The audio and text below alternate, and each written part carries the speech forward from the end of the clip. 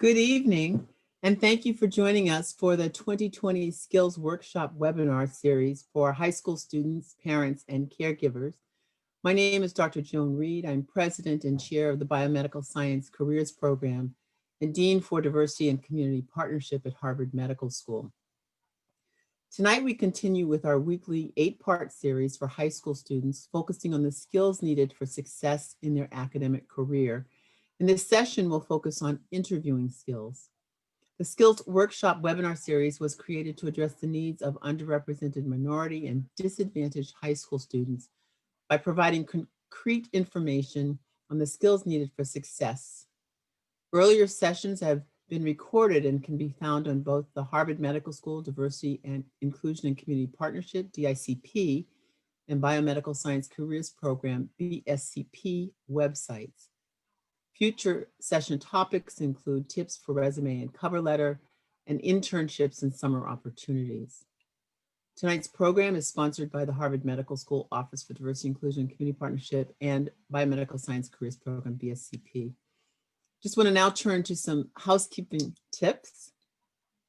All lines are muted and the chat function is disabled, but you can communicate via the Q&A tab in your webinar panel. Webinar recording will be available on both the BSCP and the DICP website, and each participant will receive an email on how to access supplemental information for this session by the end of day this Friday. At the end of the program, there will be some poll questions, very few, very short, but please take the time to answer that poll. And now I'd like to introduce the moderator for tonight's session, and it's Dr. Hawasatu Doumbouya. Dr. Doumbouya is a senior scientific and advanced research and clinical innovation at L'Oreal USA. She is a BSCP student advisor and former BSCP student and Hope Scholarship recipient. We're happy to have her here with us tonight to moderate this session. And with that, I turn this over to Dr. Doumbouya. Thank you.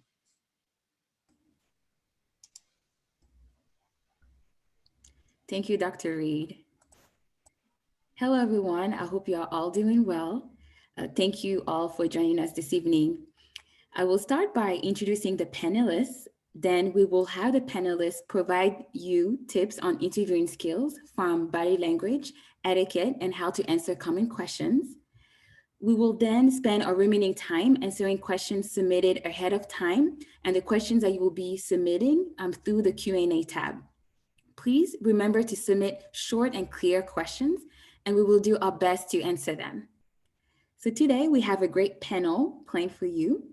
I will start first by introducing Mr. Peter Gioacchini, who is the Director of Talent Pipelines and University Relations at Regeneron Pharmaceuticals. Mr. Ashley Jefferson, who is the Manager of Early Career and Talent Outreach at Vertex. Mr. Robert Lane, who is the Dean of Outreach Programs and Worcester Pipeline Collaborative at the University of Massachusetts Medical School. Mrs. Susanna Rigo, who is the Human Resources Business Manager at Bristol Myers Squibb. And last but not least, Mrs. Wendy Richard, who is the Director of Corporate Social Responsibility and Community Relations at Sanofi Genzymes. So without further ado, I will let our first speaker, our first panelist, Mr. Peter, talk to us about the importance of using interviews as a two-way interactions. So Peter, I'll turn it over to you. Thank you. So welcome everyone. The topic that I want to spend some time on, and we'll definitely dive into some questions as well, is reframing how we think about interviews and converting that thought process into using interviews as a two-way interaction and a learning opportunity.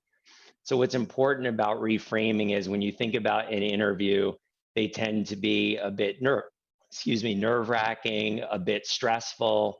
They can cause quite a bit of anxiety, and that's at all levels, whether you're at the high school level, college level, or an experienced professional. So when I provide coaching on interviews to students, one of the first things that I think of is try to reshape that and reformulate how you think about the interview in the first place. So what you're trying to do is remove the stressors from the situation and really focus on that interaction as a learning opportunity. So it's going to obviously benefit the employer, but it's also going to benefit you. And if you think about the interview in that framework, it puts you in a little bit more of a position of strength to really drive the communication two ways, so that it's not just you answering questions, but it's also you learning more about the company to which you're interviewing and also about yourself. So one of the best things you can do when you think about conducting an interview and going through the process is, how do I want to portray myself to the company? And at the same time, you want to make an educated decision for you. Is this company, is this opportunity going to be the right fit? And to do that, you need to also pose some pretty proactive questions to the interviewers. So that's one thing that I always, again, come back to when I'm engaging students, because I think when you mentally prepare for an interview as a student, you tend to think it's one-sided. It's something that you don't want to mess up when you're talking to the people from the company. Likewise, the company really wants to put its best foot forward. So I've been in recruiting from a corporate standpoint for a long time now. And, I can tell you that the interviewers are also have a level of nervousness and anxiety as well, because from an interviewer's standpoint, we want to put our best foot forward to try to impress the candidate to ensure that you want to work for our organization. So sometimes students don't realize that it is a two-way street, and that there is an opportunity for you to also drive the conversation. So again, when I think about tips, one of the things that I start students off on is prepare yourself for the interview ahead of time. So knowing what you've put on your resume, knowing what you've put on your application, being comfortable to speak to any of those points is really important, because the more well-versed you are on the information you provided, the easier the flow of the conversation is going to be. The next tip that I always give students is to really prepare some thoughtful questions ahead of time. And this goes really beyond just taking something from the company's career site or website and framing a question around it. So, the example of making it a two-way learning would be to really ask the interviewer, what is it about this organization that keeps you here? Why are you energized to come to work every day? And it's almost, again, that reframing that discussion so that you feel and that the interviewer knows that they're engaging in a discussion versus just asking questions of an applicant. And so when you think about that, the preparation is important. The other thing too is to, I know from a social media standpoint, your age group probably has a lot on me and my age group in terms of just understanding how to find information, how to share information. And so there's a lot of engagement that you can bring into the interview based on the information you could have found on LinkedIn, Facebook, Twitter, Instagram. There's a whole host of information that you can get around the context of not only the interview, but how the company approaches different social aspects, how they approach giving back to the community. And I think from those different aspects, kind of putting that picture together, you should feel free to bring that into the interview and bring it up as part of the discussion. The other thing that I would say is always make sure, if you can ahead of time, if you're identified who you're going to be interviewing with, to try to check them out on LinkedIn.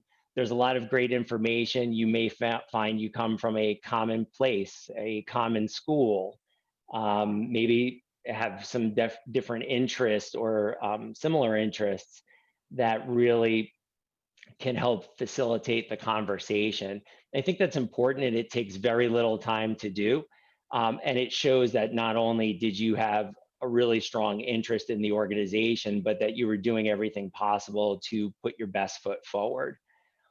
The other thing too, when it comes to the two-way interactions and learning, is there may be a question that stumps you in the discussion and you're not sure how to answer it. So it is also okay to engage with the interviewer to say, that's a great question. I'd really like a second to think about that and be able to come back to it. And that's something that we train interviewers on all the time, is that ask the question. If the candidate needs more time to come up with a thoughtful answer, it's okay to give that time to the candidate. And so I think for organizations who are really dynamic in their approach to interviewing, they want to solicit the best information and really get to know you not only as a candidate, but as a person. And so, you need to be able to feel comfortable in the fact that you want to provide strong answers, that you want to take a moment to think about it and really draw on the experience that you have. So I would say, in a nutshell, those would be some of the top things, I think, in terms of framing out the interview as not so much an interview or something that, you're going to lose sleep over, but really reframe it as an opportunity to learn and also to share about yourself. So I think there might have been a few questions that popped up. Yes, thank you, Peter. So the two questions are actually related to each other. So using the interviews as an opportunity to not only learn about the college, because all the tips that Peter has shared with us is they can be applied to college interviews, jobs, internships. Really, they can be applied to all different type of interviews. So the first question will be, how should we approach college interviews or just any type of interviews now over Zooms and online? And following up, how do you make eye contact within that context of being interviewed over Zooms? Sure.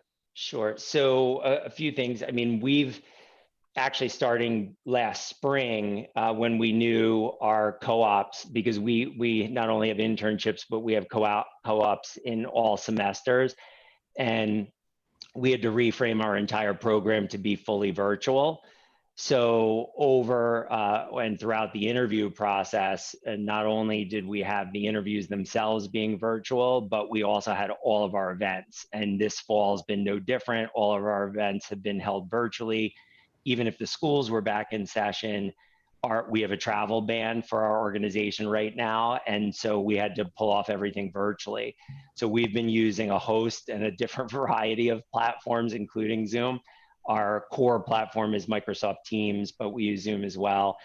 And so one of the things I would say, just in a quick prep, is try to control your environment as much as possible. It's not always possible. We get that, you've got other people in the house, you've got things that may be delivered at the wrong time. So what I would say is two things. One, when you're setting up your camera, try to adjust it ahead of time so that the light is right. You don't have anything that might be distracting in the background behind you. Try to control that as much as possible. And then the second thing would be, if there's a busier time in your household, if you're invited to pick an interview time, try to be thoughtful about the time that you select so that it's a time when there might not be as much disruption, in your setting. So those would be two things off the top. And then just do your computer checks ahead of time. So that's one thing that's really important, because I know we run into network glitches all the time that may drop us out of a meeting. There are certain things that you just can't control, but making sure that you're online ahead of time, that it seems to be working properly is, it always just makes a lot of sense. Thank you so much, Peter. Now we will move forward to the next topic, and the next topic will be focused on how to prepare for the interview once you have it, and what type of research do you need to do to prepare for the interview. And this topic will be discussed by Susanna Rigo. Hi, everyone. So I think with anything, preparation is key, and I think the more preparation you do, the more confident you'll be.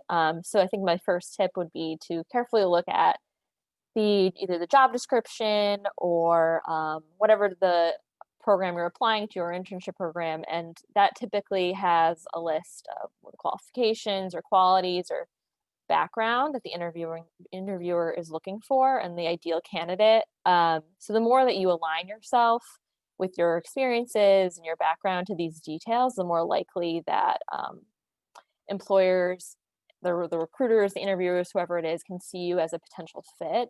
And then also, the more comfortable you become with this job description, it might point you to some ideas for questions that you can ask later on. Another point I would recommend would be to consider why you're interviewing and your qualifications. So why are you a good fit? Why you want the job and what interested you about the company or the school. And you should be able to kind of explain what drew you to that, either that school, that program, that job, and what in your background suggests that you'd be the best person. And then also, from a research perspective, Peter mentioned this, but combing through LinkedIn, any social media accounts, the company or school's website, and even any news articles that might have been posted that you could kind of draw from, or either generate some questions or some things that you could add, just to kind of showcase that you've done your research, that you've done your homework, and whether it is about, some of the competitors that are competing with this company, or some of the programs that they offer at the school, just kind of showcase that interest. And it also helps you get a good impression of whether you can see yourself there. Remember that interview is just as much about you finding a good fit as it is about the company or school finding a good fit for themselves. And then, lastly, I would say to prepare yourself to answer some of the common questions that are out there. And also be able to familiarize yourself with those questions and prepare so you feel comfortable and confident going in. And then as you have interviews, if questions come up that kind of threw you off, that you start to kind of write those down and prepare for next time if there are further interviews down the line, so that you kind of have a list of things to kind of familiarize yourself with and be able to confidently answer. So I think that is what I would mostly say. Are there any questions? Yeah, so thank you, Susanna. So one question that came up, what if the job description is vague? How do you prepare?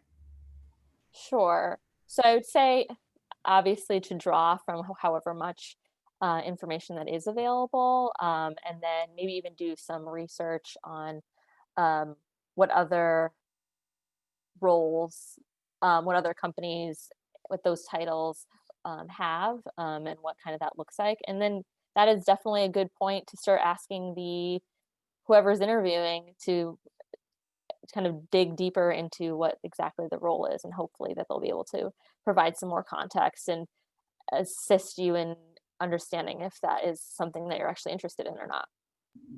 Thank you. So following up to that, would it be appropriate to reach out to the person about the job position that seemed vague before applying? Or do you wait, or do you apply, you wait for the interview, and then you ask for more? What are your thoughts on that? I would, since a lot of times when they're posted somewhere, you don't necessarily see the contact information for someone, I would wait to see if you do get a follow-up for an interview, and then dig deeper then, because there's not always a way for you to ask someone directly about the job, especially if it's posted on LinkedIn or something by the company. So what you are saying is pretty much research what you are applying for, and some of the resources that you mentioned is LinkedIn.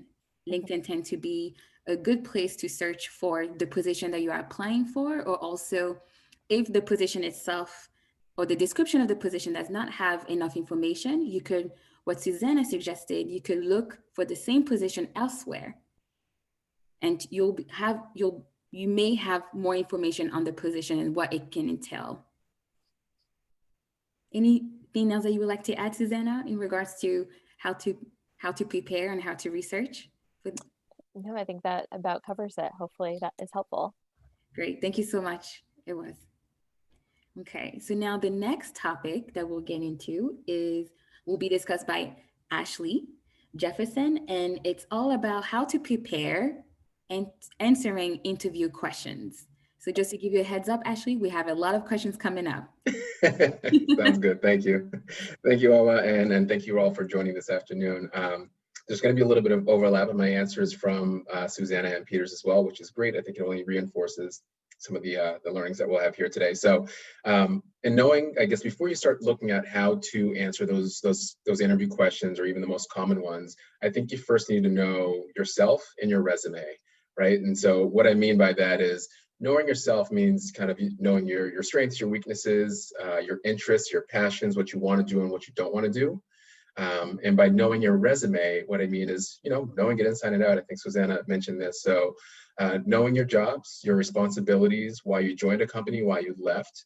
And you really, all of this is, what you're going to use as a baseline to sort of answer those questions and also sort of, use as a baseline to answer those questions, but also help inform those answers. So what you want to do ultimately is sort of minimize the amount of variables that you have going into an interview. So I have, what I did was just kind of go through, I think, what I think are the most common interview questions. I want to go through them and sort of give you my answers as how you should attack those or approach those questions. So the first one is, tell me about yourself. And this one is it's a bit of a pitfall, right? Because it's not a very direct question. And this isn't your opportunity to talk about your brothers and your sister and your family and where you grew up. This is really sort of your professional elevator pitch. And what you're going to want to do is keep it short and sweet, give them short, succinct answers about your career, and then tie it back to the job that you're interviewing for today. So my name is Ashley. I graduated from Boston College in 2005. My first job was working as a recruiter at a local, staffing firm for 2 years. And then I moved on to this role and did X, Y, and Z. And I really think that job's prepared me for this role today to only kind of continue to build and grow in my career. So that was a very short version of it, but an abbreviated version of how you should sort of approach that question. The second question I thought of was, why do you want to work for this company? And I think sort of at this point in your career, you may not be passionate about a certain role or company. If it's a summer job, you might not have that passion, and that's okay. But what you really want to do is sort of show your knowledge and your passion about that company, right? And that's what the interviewee or interviewer is looking for. So I think Peter mentioned this as well. So do some research, right? Not just what's on their front page on their website, but maybe set up a Google alert and look for some recent articles that have come out from them about them in the past few months. Know what they do, know what their core values are, so that you can try to resonate with something. When you talk about it, you can bring that passion forward. Another question, the next two are very similar, but the first is, what are your strengths? And that seemingly is an easy one, and you should be able to have some adjectives to sort of describe what your strengths are. But in addition to that, you want to give examples, right? This is your chance to shine and show them what you can do. So if you say you're a hard worker, that's great, but maybe tie it to something you did in your last role. So I'm a hard worker. An example of that is I led a project in my last role, and we had a 5-month timeline that got bumped down to 4 months, and we really had to work hard on the weekends, work late, and just give an example of how you are a hard worker and examples of that'll help illustrate it a bit more for the client.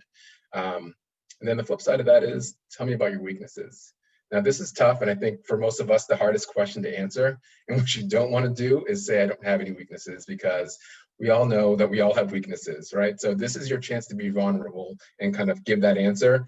But what you want to do is provide a problem and a solution, right? So the client wants to know that you are self-aware in this space. So one example you could use is, when I started my current role, I was fairly disorganized. I found the volume of work and everything that was coming at me kind of threw me for a loop. So what I did was start creating a daily to-do list. Every morning I do my to-do list. I check it at noon, and then again at the end of the day. And for me, that really helped me become and stay organized. So, right? You don't want to give them a reason not to hire you. So you want to give concrete answers, but provide a solution as well, so they can't discount you for that. The next question is, I think is a tough one to answer, is where do you see yourself in 5 years? You may not know where you want to be in 5 years. You may just want to try to get this job and keep it moving, right? But it's tough to do that. So you want to be honest here, right? If you don't know where you want to be in 5 years, that's certainly okay.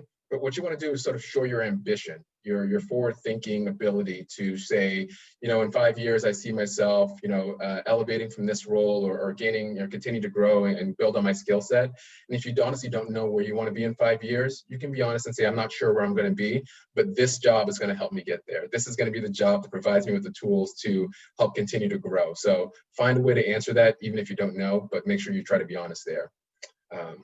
And the last question, Peter, I think you covered this one too, is do you have any questions, right? And the answer to that should always be yes. You are one of 10 to 30 or 40 candidates that are being interviewed for a potential role. And if you're going to put yourself above or elevate yourself above any of those candidates, it's important that you show interest, right? And you show that you know how to ask questions. So go into every interview with 3 to 5 questions written down. You can write them down and bring them in with you, or you can try to memorize them. Either is okay. And you're going to ask those questions to everybody that interviews you, assuming you're meeting with everybody sort of one-on-one. And it's okay to ask the same question to another person to gauge the difference in responses. But those questions are going to show your general interest in this role, in the company, your ability to kind of be forward thinking or strategically thinking, asking maybe, what can I bring to the team on day one to help your team grow or be better, right? So not just why, what does the job entail? That should be on the job description. So questions about maybe the interviewer, what's kept them here or why they love the company, potential growth opportunities. So just make sure you have those 3 to 5 questions written down so that you can, answer them as they come up when given the opportunity. So, thank you. Thank you so much, Ashley. So I'm going to go ahead and ask you the questions from the Q&A tab, okay? So the first question will be, this person heard that you cannot say as I just did, between pause in conversation with an interviewer. How true is that? Yeah, it's there I go, right? So it's tough to avoid. The more you think about it, the more you're going to do it. So what I would suggest is speaking slowly, more deliberately, taking your time, don't feel rushed. And it's okay to add a couple in, but you want to be mindful of it. So as you practice these responses to these questions ahead of time, you want to make sure that you can deliver them with sort of the right pace. I wouldn't completely disqualify someone from a role for their use of like and or any of those in-betweens, but you want to try to minimize them. So it's not a disqualifier, but you certainly want to be mindful of them. Thank you. What would you recommend for an interview in which you record your responses? So I think it's either if the interviewer is recording their responses or vice versa, if the interviewer is recording their responses. Yeah, I'm assuming this is more like a written response interview. That's a good question. The only thing you really can do is like you would do for a test in school, prepare.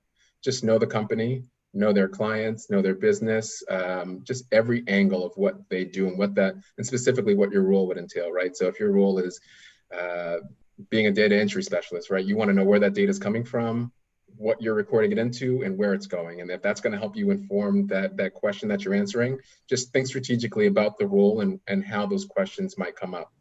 Just everything that's upstream and downstream of that potential position.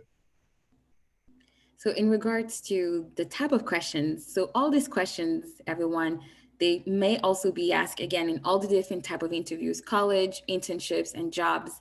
When thinking from a college perspective, you get the interview to your college dream, and they ask, tell me about yourself. Do you have any specific advice on how to approach that answer when speaking to an admission counselor, for instance? Yeah, I would say much of what I said in the first question of like how to tell me about yourself, right? It's going to be your professional elevator pitch.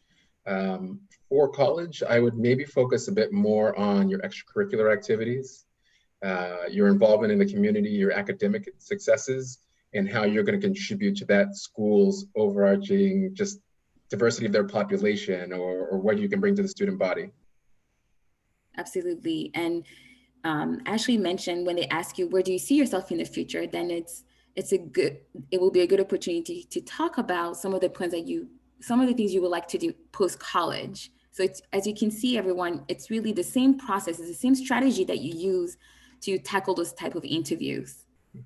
Next questions. What are some positive ways to deal with difficult questions during the interview? Yeah, I think Peter hit the nail on the head on this one, right? If you need time to pause and process, ask them if you can come back to that question later. But I would also make sure you're taking your time and being thoughtful and not spitting out an answer that you may regret or not be, fully thought through. So just make sure you take that time and say, that's a great question. Just little things you would do to sort of push back or re-ask the question and just give yourself a few more seconds to process. But I think most certainly saying, can we come back to that? Okay. I'm just looking to see. Just a quick point on that one too, because I think this is important, and it triggered for me when Ashley just said that. The other thing too, a lot of the questions that interviewers are trained to ask are targeting a specific competency, like leadership or collaboration or teamwork or customer focus. So immediately as a student, you're going to want to try to jump to some job related answer, but you can display leadership on a field, on the court, in the classroom. So what the company's looking for is a display of that attribute, like leadership or customer focus.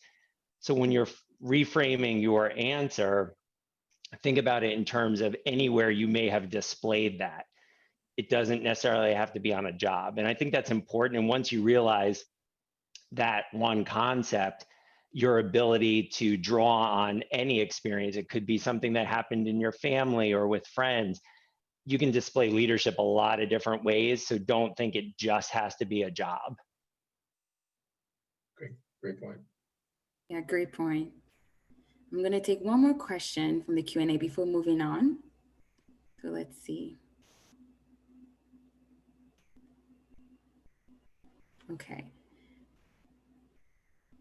What are some tips? So going back to the recorded interview. So what are some tips for recorded interviews when the interviewer gives you a list of questions and you have to record yourself answering each one? Maybe Ashley or Peter can take that. Yeah, Peter, do you have any insight on this one? I just. So what are some tips for recorded interviews? So I'll be real quick. So we use recorded interviews for our second rounds at the college level. We don't do travel for those, so they're all recorded. And basically it's a series. There are some text input, but the rest is you're actually recording yourself on camera, answering the questions. Now we do not provide the questions ahead of time. We do allow everybody a second try per question so that you could re-record yourself within a set amount of time. So what I would say is, it's hard to know. Sometimes you will get the questions in advance, depending on the company. Other times you won't. So there's only so much you can do to prepare. But it goes back to what the question about Zoom earlier. You also want to minimize the distractions, be focused. You don't want to be fiddling around with your computer or the lighting once you start, because most of them are timed. So you only have a set amount of time once you start it to complete it. So have your environment prepped. And I would also have some notes. So if you've done some research on the company, it's okay to have notes in front of you that you can refer to. Again, you're not going to be able to have notes on every single thing that could be asked, but to have some points there, because in most cases, companies will ask some open-ended questions like, why do you want to work for Regeneron, or whatever the company is. So with some of those that are a little bit more typical, you could have some prepared responses that you can draw on some notes and have those in front of you. I would just quickly add to that, just make sure your personality shines through too. I think a lot of times you become tense in interviews and robotic. Let your person be who you are so the employer can see who you're going to be, on top of the strategy sort of formulated around your answers. Thank you both. And just to add to that, to being who you are, we are going to dive a little bit deeper later on, but it's important to be authentic, to be yourself during the interview. Thank you both. So the next topic will be discussed by Robert Lane, and it will be on how to prepare on the day of the interview. So talking about being yourself, building that confidence, handling challenging questions. So I'll let you take over, Robert.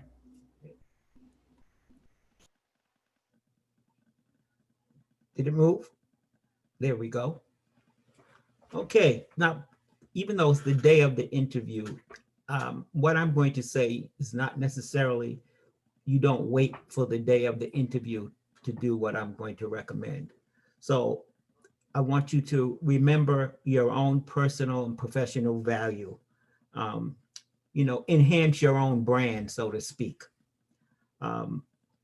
Use the power of persuasion. This is your day to shine. This is your day to do what it is to do in the interview. So you want to be successful. Frame your answers appropriately. Be prepared to answer behavioral questions. Also, it was touched on previously, but have extra questions that target maybe your technical skills, your leadership skills, your organizational skills. Those are things you want to have in your sort of back pocket. Another thing you can do is close your eyes, visualize that you are in an interview and you are killing it. You are doing it well. Athletes do this all the time, preparing for games.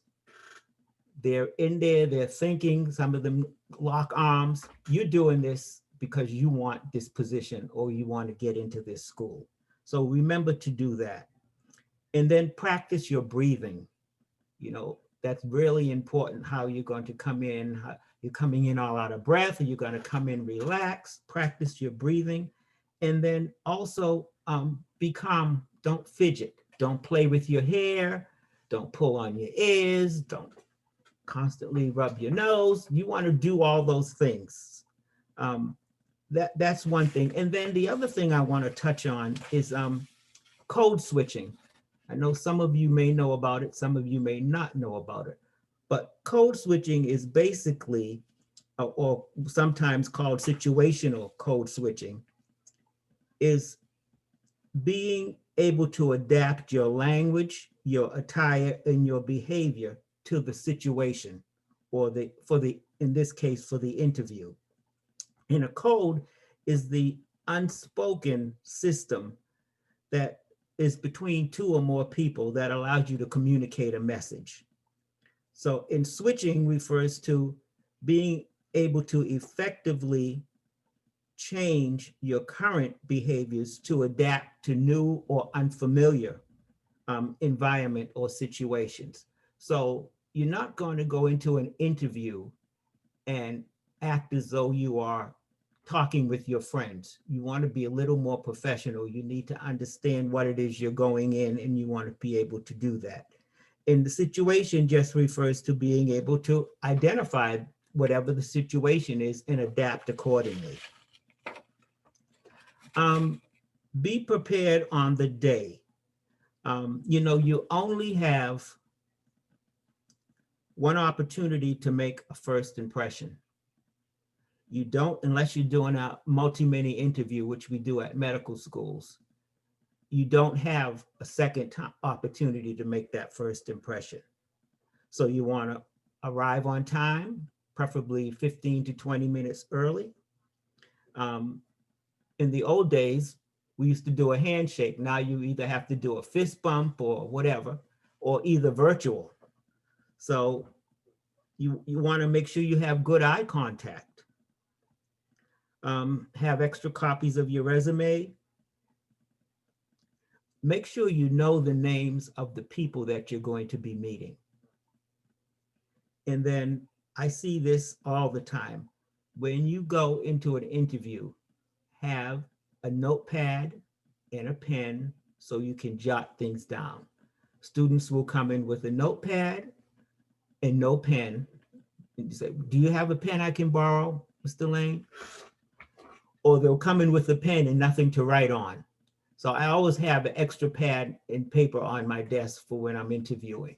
So come in prepared. And be kind to everyone, because sometimes as you're sitting in an office, you don't know who's walking through. Sometimes the administrative assistant is part of the team and you don't even know about it. And she's looking at how you're interacting with others who may be sitting in the room, or a custodian who may be walking through, and they're looking to see how you interact with these people, whether you speak, whether you look down upon them. So you got to be aware of your surroundings. And then know yourself. Know your strengths and I don't like to call them areas of weakness. I like to say, know your areas of development, areas that you could improve on. And know what skills you're going to be bringing, what energy level you have to bring, what motivates you. And more importantly, what are some of your pet peeves? Because, you know, your pet peeve might be something that your boss might be doing, or your, you know, so you have to know who you are. And then in terms of your interpersonal skills, both verbal and nonverbal. So, you know, speak clearly in an appropriate volume, good tone of voice that's understood, vocabulary, use words and phrases that are suitable for the setting. And this one was touched upon before, words such as like, you know, say those to yourself. It might create a little pause, but when we do our programs, we have a jar on the table, and every time somebody uses the word like after 5 times in a setting, they have to put a quarter in that jar. And, you know, class of 25 students, after a semester, the jar is pretty full. So we usually have a pizza party, but it teaches them not to use it, because after a while, in our line of work, the likes, the ahs, it's not professional in a medical school setting when you're interacting with patients. So that's really important. And then we've had students come into interviews and they've had their Bluetooth earpiece in. You're in an interview. You're not going to get a call that you need to do brain surgery or something. Take it out. This is your moment to shine. So yeah, we know you're up on technology, but you don't need to impress us by keeping that in. And then practice in the mirror. Practice the day of, the day before, the week before. Give your story, give that elevator speech. Practice with your family, practice with your friends. And then now you can also, with phones, you can videotape yourself. Videotape yourself or have somebody videotape you and then play it back and see if you like what you see and if you would hire yourself. Those are things you can do. And then finally, always come prepared, knowing that you've done your homework on the school or the company. You want to demonstrate to them that you have interest. And those kinds of things also make you feel confident, like you're going in because you're invested. You know a little bit about them. They know a lot more about you because you've submitted your resume. And be prepared to talk about things that are not included in your resume that will send a positive picture of who you are. So, thank you. Thank you, Robert. So I'm going to ask you 2 questions from the Q&A tab. So one person says, I'm applying to medical school. I am naturally a bubbly person. Do you think I should tone it down and be more professional and more stern and serious? She's not a what person? She's a natural bubbly person. Oh, bubbly? Yes, she's applying to medical school. So here's a question, I'll repeat it. I'm applying to medical school. I am naturally bubbly person. Yeah. Do you think I should tone it down and be more professional and more stern and serious? We like to see people who are well-rounded. So if you're applying to medical school, on paper, you must look well. So you would get invited for an interview. At UMass, we do multi-mini interviews. So you have 8 opportunities to make a first impression. We have scenarios. You will read a scenario. You have 2 minutes to read it. Then your interviewer will say begin. And then you have 6 minutes to give us what you thought about the scenario. We're looking to see whether you can think on your feet and whether you look at the scenario from multiple perspectives. We like to see people who have personalities. So being bubbly is not a bad trait. I wouldn't put it over the top, But when you're going to be interacting with patients, you want to make somebody feel good. You don't want to walk in with a sad face. You know, they're already there for medical issues. So if you can be bubbly, we'll welcome you. Great, thank you. So talking about the interview a little bit more. So what sign does an interviewer look for when trying to figure out whom not to hire or not to include into the medical school or college and so forth? We look to see people who are well-rounded, who've given back to the community, invested in themselves. We also look to see if there are gaps, unexplained gaps in a resume, or too many moves, too many jumping around, say to speak, when we're hiring staff, faculty. Every 2 years, there's someplace else. So those are things that we look for on a resume. But in terms of medical school, we look for people who are well-rounded, solid GPAs, they give back to the community, and more importantly, they bring some uniqueness to our institution. Thank you for that. And one last question related to medical school, taking advantage. So applying to medical school, do you recommend that we develop relationship with the people at the schools we plan on applying to? If so, how do you recommend that we form this relationship organically? Not necessarily. You don't need to form a relationship with the people at the school. You know, there's a MCAS application process. So it would be impossible for you to form relationships with 10 different schools. Most people apply to 10 schools or 2 or 3 schools if they think they have really good, strong relationships with them. But everybody goes through the same process when you're applying. You submit your first application, then you submit a second application if you're invited. You have to come in for an interview. So you really want to make sure that your application is strong. You have over 15 different activities you can put on your application. You want to make sure you come in with at least 12, showing that you're giving back to the community, you've got some leadership skills, some persistence and grit, some empathy, activities that show you have empathy. Those are the things that we look for. Thank you, Robert. Okay. We'll move on to the next topic. So it's similar, and it's really all about interview etiquette before getting the interview, during the interview, and after. And we will also discuss about the proper dress code, and that will be discussed by Wendy Richard. Wendy, I'll let you take it. Thank you, Hala. For those of you, it says my last name is pronounced Richard. I'm from New Orleans, for any of you out there that have any relatives from New Orleans. But thank you guys so much for being here today. And first, let me just start by giving all of you on this call incredible kudos, because you're already showing that not only are you are preparing for what is to come in your life, you all are proactive in even being on this webinar, trying to learn more, trying to already build your skills, your understanding, so you're ready to, put your best foot forward in whatever that looks like.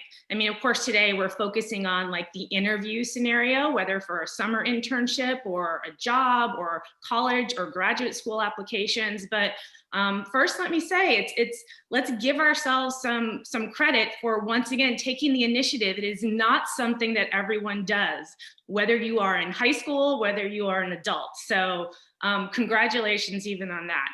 I'm going to be reiterative because there are so many things, as Hala said, that connect all of our topics. So it's okay. So what is the rule that we all understand? We all have to hear something, at least 7 times before it becomes really lodged in our kind of permanent memory. So, but I also want to start by kind of Ashley and Peter, they had a couple of themes about, yes, we have to be, and even Susanna, yes, you have to control the things that you can control. Try to understand a little bit about the company that you're going to be interviewing for. Larger things, maybe trends and what's happening in that industry. You do not need to be an expert, but showing that you put some kind of connection into that. This is leading into the preparation. But as you're doing all the things that you can control and trying to, thinking about some kind of common responses to very typical kinds of questions about strengths and weaknesses and short to midterm goals, all those things that Ashley was talking about, please remember to contextualize it in terms of like who you are, and own that, own your individuality, own your story. And some of you may be saying, what are you talking about my story? I'm 16 years old, I'm 17 years old. Meaning that every single one of you, all of us, we're unique. Our experiences are unique, our family experiences, our geographic situation, when we come into this world at a certain place in time, things that may be happening at your school that maybe were not even relevant 3 or 4 years ago, or in certain clubs or extracurriculars that you're involved in that have informed who you are, have informed and inspired you or directed your passions, the things that you do outside of school. So just from a larger perspective, make sure as you're doing kind of the technical skill preparation, you're also thinking about, once again, to what Peter and Ashley were saying, like, are you a resilient person? Is there things that have happened even in 2020 that you've learned something about yourself that you've then been able to apply to something in school or in a job that you have outside of school? Are you living in a household that maybe you are a part-time caretaker for someone living with a disability? What is that? How has that informed who you are? What does that mean for other areas of your life in terms of your time management, your leadership, your sense of who you are, your activism maybe in areas of life? So when I'm talking about this own your story and then relating it to whatever the industry, the company, the interview, what does that say about the person who you are and your capabilities, whether individually or collectively as a team, your project management skills, your ability to manage finances, and like maybe there's a role you took on at school or for a club or something that happened, once again, turning even things that have happened in our lives that may seem like a weakness and turning that into a strength. So this is not, interviews are time limited situation. So you do need to, be able to answer questions and get to the point, but please do so in context to who you are. You don't want to leave an interviewing situation and not feel that you showed any of who you are, because all of you should be proud of the people you currently are and who you are becoming, as an example of the fact that you're on this call. So let's talk a little bit about etiquette. I think so much has been said, and I think, Robert did such a great job even talking about don't twist your hair and don't come chewing gum. You might be valedictorian, but if you're saying every other sentence and you're smacking on gum and you're crouched over during an interview, virtual or live, that's not going to come across very well, no matter how brilliant you may be on paper. So all of these things are kind of general. I mean, when we all know there are things that we wanted in life, right? Whether like work, school, whatever it is, you guys know what it's like to kind of show up. Some of you show up really well on social media. I mean, that's for a lot of, kids your age, and even for some of us adults, like that's kind of an important part of how people can brand themselves. So you guys understand about kind of putting your best self forward. So in terms of the before, what can we be thinking of? And some of this is connected into preparation, but make sure you know where you're going. It's okay to send a communication, whether the interview's through a third party. Make sure you know where you're going, you're confirming the time. It is okay to ask if it is not information that's disclosed. Is there a dress code? Is there a dress code at your company? Should I be mindful of, what I am wearing?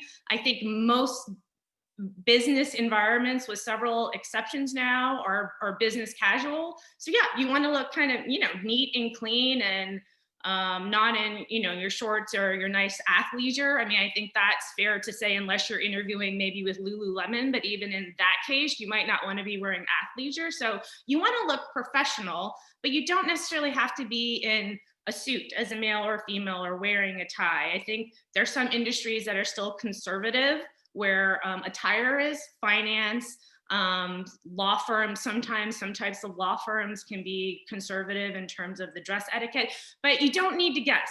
I mean, here's the thing, like the interviewing situation should be something that you guys are excited about. You get to meet new people, you get to learn new things. I mean, irrespective of the outcome of an interview, you've walked out of that and you've learned something. Maybe you got a job opportunity or an internship opportunity, but even if you didn't, you likely got feedback in real time about yourself and how you communicate and your skills and the applicability of them to a certain industry or a certain team. You learned things that you liked. You maybe were taken back or had, reactions to certain things or individuals that you didn't like.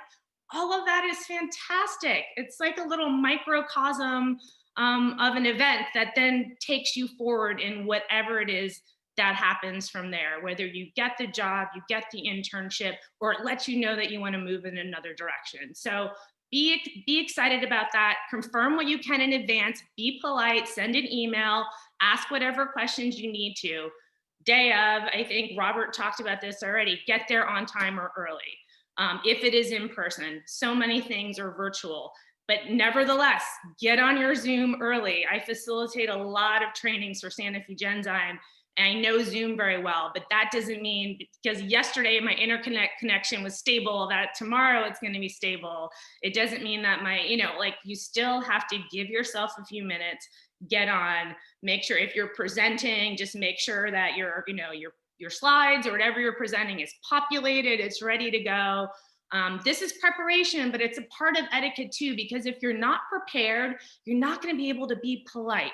You're not going to be able, you're going to be thinking, you're going to be stressed. It's going to change your energy. It's going to change your nonverbal communication.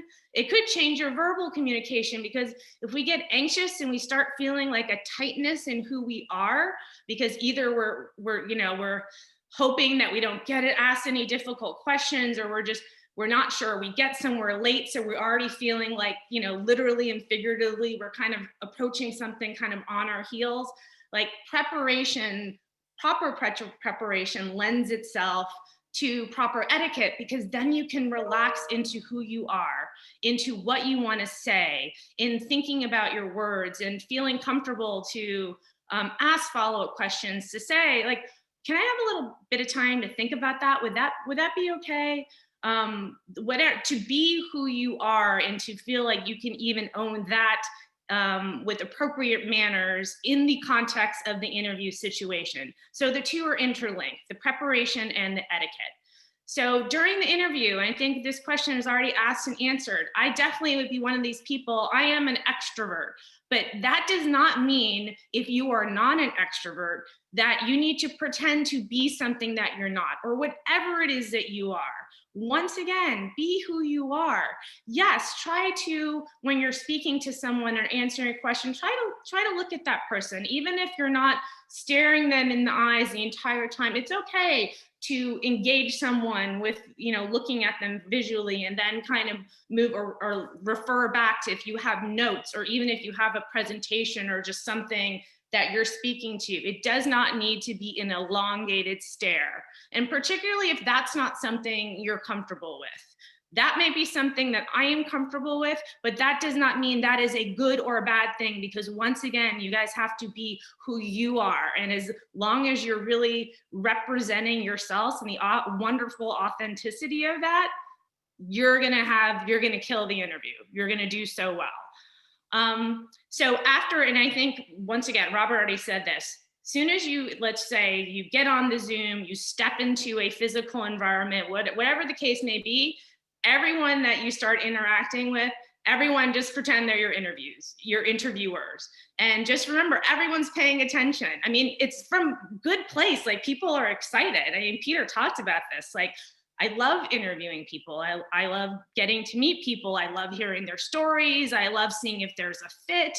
So the employer or mentor or whatever the case may be, they're excited to meet you. But just know when you show up, everyone matters in that context and people are paying attention. So you don't really want to transition into, like, I don't know, you're on a call and you're maybe fighting with somebody on the phone and you're waiting to be called in, and as soon as you're like, okay, and don't think like people aren't paying attention to that. So just be mindful, like as soon as it starts, you're on, right? You're like your best self, your most authentic self, and your most professional self. And yeah, of course, not having like any kind of Bluetooth device in your ear, once again. And at the end of the interview, just make sure you thank everybody. Like you might, like once again, you might not be shaking hands, or but like tell them that you're grateful for the experience that hopefully if you haven't enjoyed the interaction, you don't need to lie about anything. Once again, be authentic, but be gracious, because at the end of the day, people are still giving you their time and their energy, and that matters, and it's a wonderful privilege. At the end of the interview, just in terms of etiquette, and I opened this up to my peers on that. I think it's really important to send a thank you note to everyone who interviewed you. It does not need to be, certainly email is fine, but to do so within 24 hours. And I think ideally it does not need to be long. It could just be like a couple of little sentences. I think the sooner you do it when the interview is over, the more that all the conversation and the exchanges are fresh in your head. But ideally, it's a unique exchange between you and, let's say there are 4 people who interviewed you, whether collectively or individually. Is there something just unique, either like, oh, I really appreciated your question on X. It really lends itself to my science project that I really want to give more thought. If you can personalize it, it does not need to be long. But if you can't, it's okay. But just say thank you and say thank you to everyone individually. I think it's very important. If you wait a week to do it, it could be irrelevant by then, or they may not remember you by then, just depending upon the volume of students that they may be interviewing. So timeliness with that, you got to show up on time, but the timeliness in terms of just expressing your gratitude and your thanks. And even if you want to reiterate something about yourself, that post-interview, you can add something new in that thank you note as well. The question about whatever it may be, like my written skills really got me thinking about how I could contribute to the project that we're speaking on in terms of external communication with community groups or whatever. If there's something that came up that you want to reiterate to them, like that really got me thinking about this, that I'm so passionate about and I know I would do a great job on, then let them know that. And that's okay if it's a statement that you think everyone who interviewed you needs to know. I've probably gone way over 10 minutes. So I'm just gonna stop right there and just turn it back to Hala and to my awesome peers. Thank you guys so much. Thank you, Wendy. So this was great. I just have one question that I'm gonna take from the Q&A tab, and it may also be open up to the rest of the panel. So we know the importance of a firm handshake, especially for making a good first impression. Now that most of the interviews are moving online, is there a equivalent? I thought that was a good question. That is a good question. And as you were asking it, and guys, I definitely want to hear what your thoughts are. I don't know that a firm handshake, even let's just say there is no COVID environment. Yes, I'm a handshaker because I'm a tactile person. You guys already get a sense. I'm an extroverted person. I like people, but not everyone feels comfortable with that kind of way of like having, like some people could feel like it's forced, and that's okay. I think if you are in person and you do feel comfortable in this current environment, if someone extends their hand, if you feel comfortable shaking it, great, but it doesn't have to be this kind of autocratic, I think that is something, like, I think we've evolved. It's just, it's okay to say, oh, I really don't feel comfortable shaking hands. Is it okay if we do an elbow bump? Is it okay if we just do a fist bump? Like whatever it is that you feel, but just be friendly and engage, and just know that you meet a greeting and you meet that kind of openness with an expression of that back that is, that you feel comfortable with, that is suited to you. So I will stop there. Great, thank you so much, Wendy. So now for the last topic, now that you feel ready for the interview, you receive some great tips. The last topic, which will be discussed by Peter, is the type of interviews to keep in mind. So Peter, I'll let you take it over. And we'll have about 5 minutes. Okay, all right. And I'll try to incorporate some of the questions that have been coming into, I think we talked a little bit about pre-recorded or asynchronous interviews. So I'll kind of go beyond those. There were a few questions, I think, about panel interviews also. So a panel interview just being an interview where it's you with multiple interviewers. Really my advice for those, 2 things in particular. One, which is going to seem pretty simple, is treat it like a one-on-one interview, right? So you still want to have dialogue. You still want to look everybody in the eye. You want to engage and respond to questions directly. The second piece would be notice and try to pick up on how the interviewers interact with each other. So that's pretty telling. And going back to, my first topic of interviews being a learning experience, when you have maybe 2, sometimes 3 interviewers in the room together, you can pick a lot up on the culture of the company and how they interact with each other and how they play off of each other. Are they collaborative? Do they share information? Are they combative? So that's going to allow you to learn a lot about the personality, because when you think about it, if the organization is putting those people forward as the interviewers and they feel comfortable with those folks representing the organization, it will tell you something, maybe not about the entire organization, but at least that group that you'd be working with. So it's important to pick up on, and you can learn a lot from the dynamics and how the interviewers interact with each other in a panel setting. And then in terms of, whether it's an internship or a co-op or a full-time position, typically, I can speak for my own organizations and my past organizations, we treat those interviews the same. Our intern and co-op programs are a feeder for our full-time opportunities, so we take them just as seriously. So don't think because it's an internship interview that we take that less seriously, or, to Wendy's point, you shouldn't be your best self, right? You always, regardless of the type of interview, want to put your best foot forward and be prepared.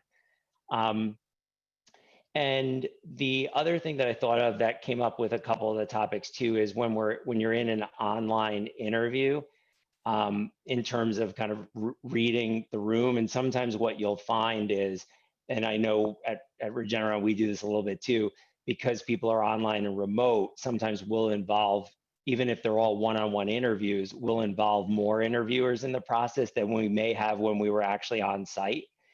So I would say just be prepared that you may have some more people pop in or show up as part of the process. Now, we always try to be announced and make sure the itineraries are up to date, but just knowing that things happen, somebody's internet may give out, you may have someone swapped. So what I would say is don't let that throw you, just roll with it and engage that person as if they were someone who was on the agenda the whole time. Thank you so much, Peter. Sure. Talking about the different type of interviews, one type that came up in the Q&A is the mini multiple interviews. Mini multiple interviews. You have any advice on how to approach these type of interviews? I think the multiple minis are probably in that context a little bit more specific to med school in that process. So I might defer on that one. You may maybe defer to Robert? Yes. Sure. Okay. There are there's probably about 60 medical schools now using the multi-mini interview process. You can go online and they have scenarios that they have used in the past that you can practice. Make sure that you examine multiple perspectives of how you're going to answer these scenarios. You want to also make sure that you walk into a setting, into the interview room or virtual room, because we're doing everything virtual now. Introduce yourself. Don't forget to do that. Many folks forget to introduce themselves when they come into the virtual setting, and begin right away, because you don't have much time. They're usually timed. 2 minutes to read the scenario, 6 minutes to respond. So those are small tips, and then be pleasant. And then usually we get pop-ups, 30 seconds left, so to wrap it up. And I'll usually say, it was nice meeting you. You've got your 30 seconds, anything you like to add. So those are things that you can do. But just go online and Google multi-mini interview, and you will come up with numerous scenarios that can be used that you can practice. That's it. Thank you, Robert. So thank you all panelists. Now we're going to move to the session where we're going to really focus on the Q&A and answer as many questions as possible. So the first question I would like to answer, I would like you guys to answer, I'm going to address it to Susanna, is how do you assess if the job is a good fit? Because at the forefront, everyone puts their best foot forward. And Right. I just wanted to make a quick comment before I let you answer. This is something to what Peter has just mentioned, that pay attention to the environment, pay attention to how the interviewer is interacting with the rest of his colleagues. And I'm going to let Susanna speak to it a little bit more. Yeah, absolutely. I think body language is important. I think asking questions. I mean, it's like I said, it's just as much as you figuring out if it's a good fit for you as it is the company or school just deciding if you're a good fit for them. So feeling free to ask as many questions as you need to kind of uncover that. And then kind of digging into, is the position a good fit for you? Is this going to be what you want to do going for like long term, or even just a good learning experience? I think asking as many questions as possible before committing, if you do end up getting it, is important. Thank you. One question for the entire panel is tips on networking and creating potential career opportunities. I think this is a very good one. And a potential interview during this time. Even maybe 2 of you or 3 of you can speak to that. Tips on how to create those networking opportunities. I'll jump in here. I think networking is something that we all are nervous or scared of, or we don't know how to do properly, and it doesn't need to be overthought. It's a very simple thing that you want to just, I mentioned your elevator pitch earlier, and that's what you want to have handy for all conversations that you have. So you want to say who you are, what you're interested in, and what you can bring to the table. And it doesn't have to be a hard follow-up and say, can I stay in touch with you? Or I'd like to network with you to maybe work with your company one day, right? You can have that conversation if you'd like, but it's more of just getting to know somebody, having that conversation, and then just having it be more of a natural sort of free-flowing conversation after that. But after that, you want to also maybe connect with them on LinkedIn or follow up with them with an email. Hey, great meeting you at that networking event last night. I'd love to stay in touch, maybe get coffee one day. So, those are the small things you're going to do to sort of build your social capital with folks. And once you're connected with that person and you get to know them, you can do a couple things. One, you can stay in touch with them every few months or so, depending on how frequently you need to, you may want to be in touch with that company. Hey, just wanted to say hi, saw your company had a medicine approved. Congratulations. Little things like that. You don't want to reach out to somebody only when you need somebody. You need them, right? You don't want to be that friend that reaches out only when you need money. You want to reach out to them to build a relationship over time. So that would be my tip about networking. Well said, Ashley. And I think we only have time for Ashley to answer the question. So thank you. Next question, again, to the entire panel, is how will you explain a disability? I would love to try to briefly answer. Okay, thank you, Wendy. So as we all know, some disabilities can be visually seen, and some are invisible disabilities, particularly many mental health disabilities. So the part of what I'll say to you is you do not have to disclose that you are living with a disability on an interview. That unless you are certainly entitled to, if you feel that's important in terms of resonating something about you that has some applicability to the job, but you do not need to disclose a disability.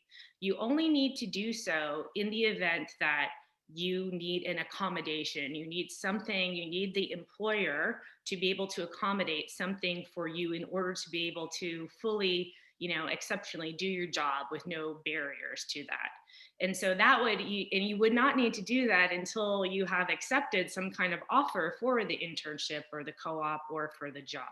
So you are free to disclose, absolutely, but you do not have to unless you need an accommodation. And you may want to wait to do that until after you know that you're going to be working with whatever organization.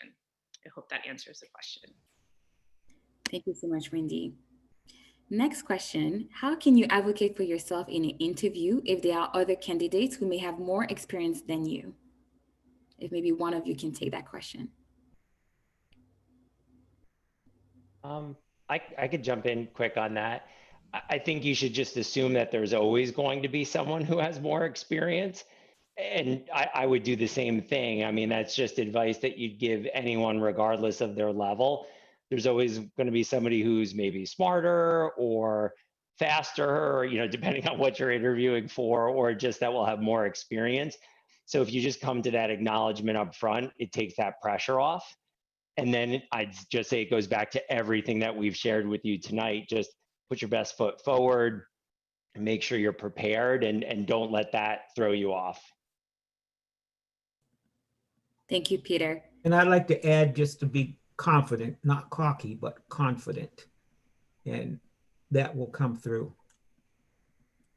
Thank you. So related to that, I'm going to combine two questions into one. So what type of advice will you give to kids who don't necessarily have social skills, who may experience anxiety when talking to others, who may be a little bit shy, not as extrovert as some others, in order for them to show their authentic self still, but also demonstrate that they are the best candidate for whatever they are applying for? Practice, practice, practice. If you are running track, you want to run the marathon, you don't wait 6 months to train. You practice, you practice, you practice. It's like reading, which we didn't touch upon, which we need to for medical school. Students need to read so they can do well on the MCAT exam. Our students, especially our minority students, don't do well on the reading sections of the MCAT exams because their reading skills aren't where they need to be. Again, practice, practice, practice. The more you do it, the better you get. Practice with friends, practice with teachers, practice with people that you are not comfortable with, and that will help. Yeah, I think Robert's spot on. And I would just add also, this was me when I first started out my professional career. And I was lucky that I had a boss who, because what I found too is people who sometimes, this is not the case with everyone, but when people have social anxiety, they tend to be really good at something. So maybe you're a great gamer, or you're a great athlete, or you just do something really exceptionally well. And so my first boss taught me, he said, is there something that you do really well that maybe you drive confidence from? And I said, well, yeah, I play guitar and I do it pretty well. I'm not the best, but I'm pretty good. And he said, well, when you're talking to people, think about that you were teaching them how to play guitar, because you already have a ton of confidence that you derive from that. And if you can frame out what you're talking to them about through that mental framework of thinking about guitar, something that you're confident in, it will help you get over the social anxiety. And I can say it worked like a charm for me. I mean, not that I'm always perfect at every situation, but I've seen it work with a lot of students that I've helped coach on that. So that would be some great advice to follow up on Robert's point. I'd also like to follow up with that also. Most students have a favorite aunt or uncle that they share things with, that they talk to. Pretend that person is your favorite aunt or uncle and you're sharing something with the interview. That will help also.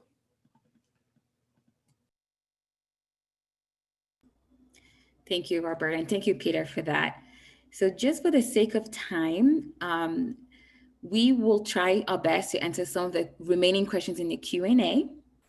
But in order to close the panel discussion, I would like to ask all the panelists for some last thoughts, last piece of advice you would like to give to our audience in regards to interviewing skills. Maybe Wendy, we can start with you, or Susanna. Sure. I just want to reiterate that, remember guys, like, this is your time. This is your story. You own all of these processes. It doesn't mean you're in control of all of them, but you own it, and really just kind of lean into that. Forget even the outside world. pull it in as you may need to, parts of it that inform who you are. Once again, that has relevance to who you're speaking to and what you're interviewing for. But this is an amazing time because it may seem like everything's crumbling, but what's going to happen? You guys are the generation that are going to be really just pushing through whatever it is that comes out of this time too. So even be thinking from just broader perspectives, like how exciting all of you moving forward, because you know you all are going to be the ones that ultimately change this world. So I know you will be prepared, and I know every single one of you will be fantastic in all your endeavors. So good luck with everything. I could go next. I think, I mean, Wendy made this a great point, is you can only control what you can control.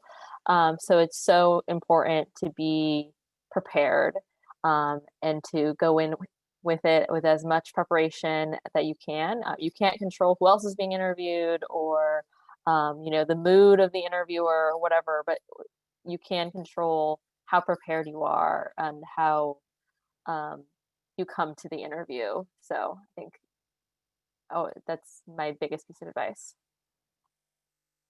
I'll go next.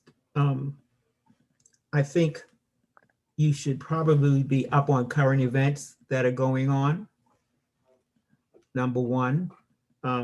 Also, don't be too political while you're interviewing. And also watch your social media contacts, who your friends are. I mean, we haven't touched upon that, but you know, we've had some close candidates, and what we've done is check to see their Facebook pages or who their friends are. So you need to be really careful, and also, you know, what's going on, who you're affiliating with. Those are things that you need to keep in mind, even now in high school.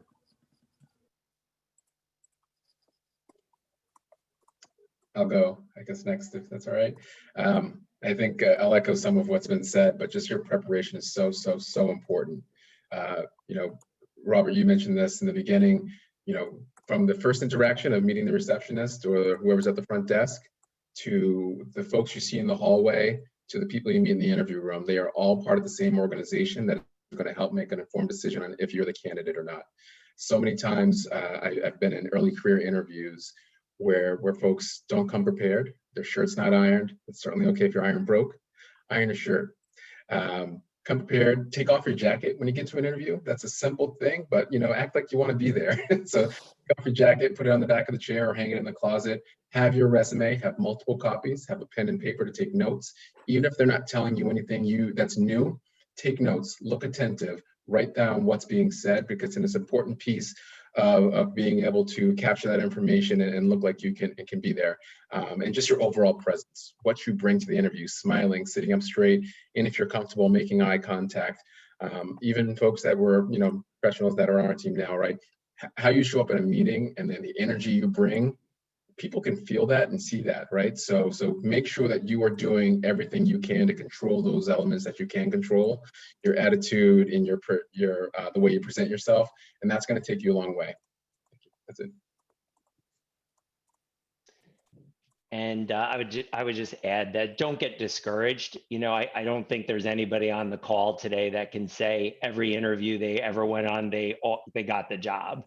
It's not a 1-for-1, it's not 100%. And so take something out of the experience and learn what you liked, what you didn't like, things you can improve.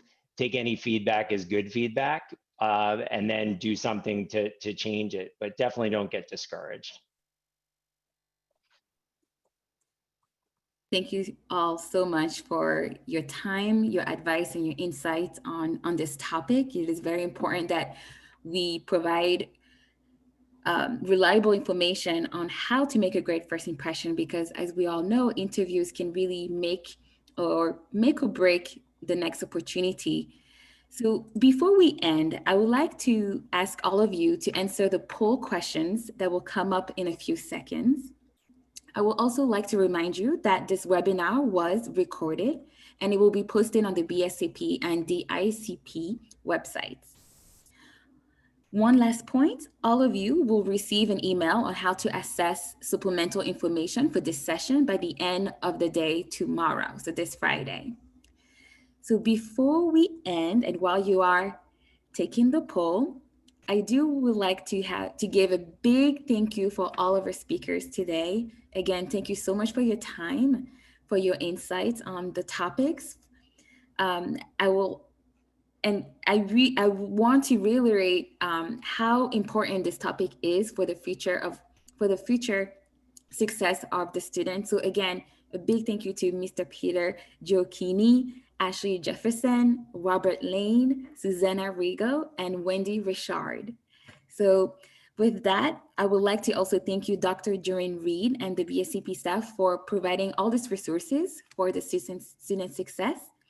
And finally, I want to thank all of you, and seconding to what Wendy has said, really give you a hands of applause to take the time to attend those type of events, to really invest in yourself and your future. Thank you again for joining us. And please let your friends and colleagues know about our next session, discussing tips on your resume and cover letter. So as you will see, we'll go hand in hand with what has been discussed today. You can register for that for the webinar and for the next series of webinars on the BSCP website.